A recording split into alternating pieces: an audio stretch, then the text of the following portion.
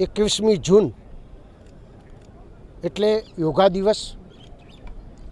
આજે સમગ્ર વિશ્વએ યોગા દિવસ તરીકે જાહેરાત કરી છે.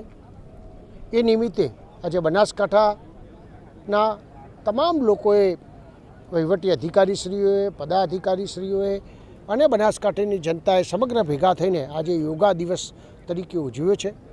દરેકને પહેલાં તો હું શુભકામનાઓ પાઠવું છું. જે લોકોએ યોગા દિવસની આજે પર્થ શરૂ કર્યો છે એમને ખૂબ અભિનંદન આપું છું અને એમના માધ્યમથી, આપ સૌના માધ્યમથી એવું કહું છું કે આ સમગ્ર લોકોને ઠેઠ સુધી આ મેસેજ પહોંચે એવી મારી વિનંતી છે.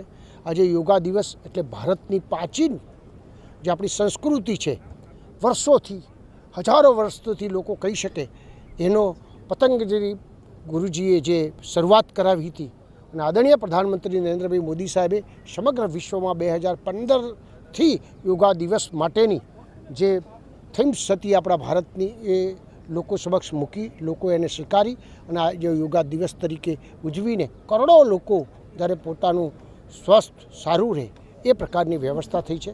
આદરણીય મુખ્યમંત્રી ભૂપેન્દ્રભાઈ પટેલ સાહેબે આજે 313 જગાથી વધારે જગા ઉપર આવા મોટા મોટા કાર્યક્રમો થયા છે. કરોડો લોકો આમાં જોડાયા છે અને વડનગર ખાતે સમગ્ર ગુજરાતનું આજે આદરણીય પ્રધાનમંત્રી નરેન્દ્ર મોદી સાહેબની જે જન્મભૂમિ છે તોથી આજે ગુજરાત વિશ્વ લેવલે ગિનિસ બુકમાં સ્થાપના થાય એ પ્રકારની વ્યવસ્થા કરી છે. તો યોગા દિવસે બધાને ખૂબ શુભકામનાઓ પાઠવું છું. સરસ.